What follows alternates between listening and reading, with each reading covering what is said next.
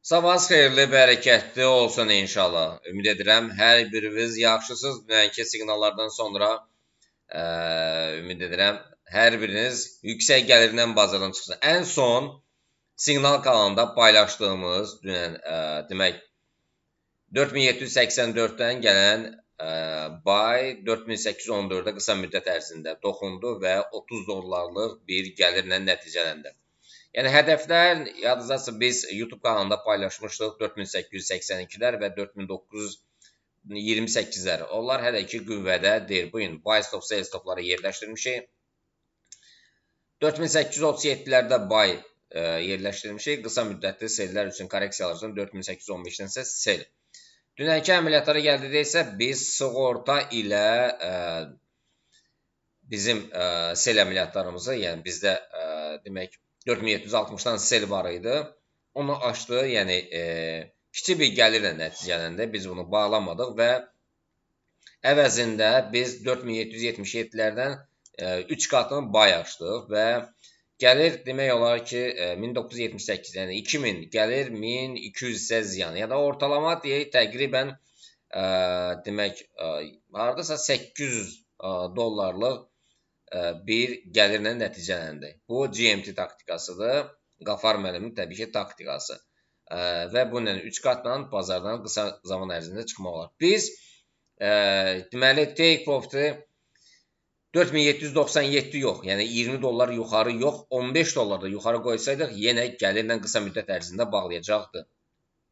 Və dünənki əməliyyatlarla biz kifayətləndik və keçək biz indi bugün nələr baş verəcək. Yəni ümumi olaraq nəzərə çatdırım ki, qızıl hədəf olaraq yəni 4882-lərdir və 4928-lərdir. 4928, 4930-lar dönüş nöqtəsi kimi nəzərə alınır. Yəni alternativ ssenari olacaqmı, olmayacaqmı sualına gəldikdə təbii ki, alternativ ssenaridə satış əməliyyatlarımız gələcək və satış əməliyyatları da kiçik zaman intervalında, yəni 30 dəqiqəlik zaman intervalında ən yaxın olaraq, yəni hədəf 4808-lərdir, sonraki hədəf isə 4787-86-lardır. Dünən demək qiymət aşağı doğru istiqamətində bizdə 4760-lardan demək satış əməliyyatları vardı. Qiymət 4752-lərə qədər gəldi. Yəni 7-8 dollar. Təbii ki, ilk öncə yüksəldi, amma stop loss'a çatmadı.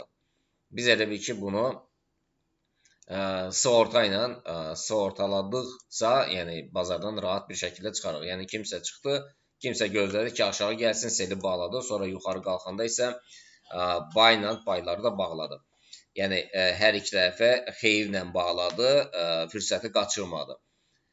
Belə, bugün qızıl barəsində bu qədər, yəni danışım. Qızıl yenidən aşağı doğru istiqamət alacaq, amma yenə ən belə deyək ki, yaxşı halda 4765-lərə kimi gələ bilər. Amma trendi nəzərdən qaçırmayan ümumi istiqamət yuxarıdır. Bildiyiniz kimi, yenə Hörmüz boğazı gündəmdədir və nefti aşağı çıxır və ona görə də qızıl, gümüş yüksəldi. Keçək gümüşə. Gümüşdə alış əməliyyatları 80-250-lərdən, satışlar isə artıq satışlar yaxınlaşır 79-600-lərdən. Yəni 79-500-lərdən versəz daha yaxşı olar 79-a qədər. Yəni burada 79-480-lar dönüş nöqtəsi kimi bunu nəzərə alın. Amma yəni həmin nöqtəni kəssə, demək 79-350-lərdən aşağı formalaşsa, qısa zamanda 78-700-lərə kimi gəlmə ehtimalı böyükdür. Bitcoin-ə gəldikdə isə uşaqlar, Bitcoin-da biz nələri paylaşmışdıq? Yazdırsa biz dünən də paylaşdıq. Hədəflər 76, 78, 79-lar, 76-lara qədər qalxdı. Bugün alışlar 74-550-lərdən, satışlar isə 74-lərdən gələcək uşaqlar. Ethereum-ə gəldə isə alışlar 2340-lar alışlardır, 2299-lar isə satışlardır. Yəni buna da diqqət etmək lazımdır. Euro dollara gəldə isə euro dollar dünən bay əməliyyatlarını paylaşmışdıq Siqnal kanalında, səhv etmirəmsə. Demək, dünən ayın 14-ü. 1.35-250-lərdən bayıdır, 1.35 Evroda isə 1.17-700-lərdən də qəşəng gəlirlər gəldi. Gümüşdə isə 77-200-lərdən bayıdır. O da qəşəng gəlirlə nəticələndi. Və dünən biz sığorta haqqında da məlumat vermişdik sizə. Sığorta haqqında çox üzr istəyirəm, yəni 3 qatla məlumat vermişdik sizə. İndi yenidən hansı nöqtələrdə Evroda biz alış əməliyyatlarını verərək Siqnal kanalında paylaşmışıq. Hətta biz deməli tam olaraq pulsuz olaraq biz Evro dolların bu kanalda Evro dollar, funt dollar üçün paylaşmışıq. Hətta neftlər üçün də paylaşmışıq. Diqqət eləsəz, yəni görərsiniz ki, neftə və Evro dollara, funt dollarda alışlar və satışlar hansı nöqtələrdədir. Yəni ümumi istiqamət yuxarı olduğu üçün biz hədəf olaraq bugün, yəni qaçılmaz hədəfi olaraq, yəni 1.18 300-lər Evrodadır. Təbii ki, alternativ sənəddə sel əməliyyatlarını biz qeyd etmişik. Deməli, funtun dollar rəqabətidə də deməli 1.36-lar qaçılmaz hədəf kimi nəzərə çatdırılır. Yəni korreksiyalar təbii ki olar, amma ümumi istiqamət yuxarıdır. Yəni məncə bir şey qalmadı. Bəli, bir şey qaldı. Nədə qaldı? Demək, biz nəyə baxmalıyıq?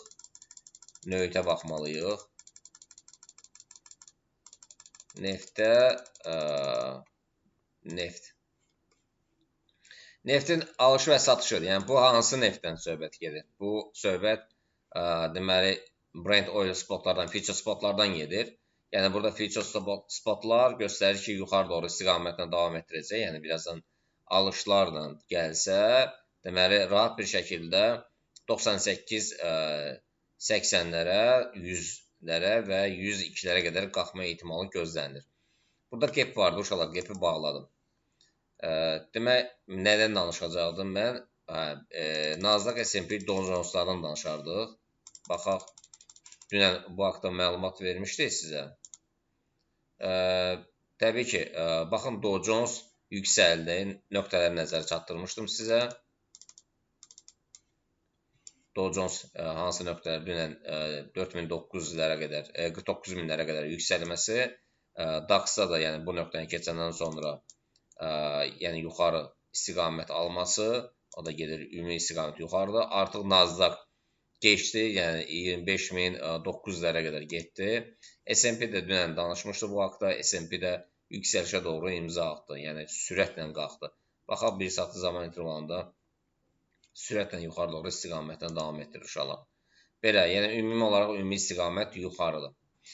Belə, yəni hər birinin fikri, zikri qızıldadır. Qızıl nə edəcək? Yəni qızıl da hal-hazırda satış əməliyyatlarına yaxınlaşır. Satış əməliyyatları üçün biraz ehtiyatlı olmaq lazımdır. Qısa olan kimi gəlirlə dəyər.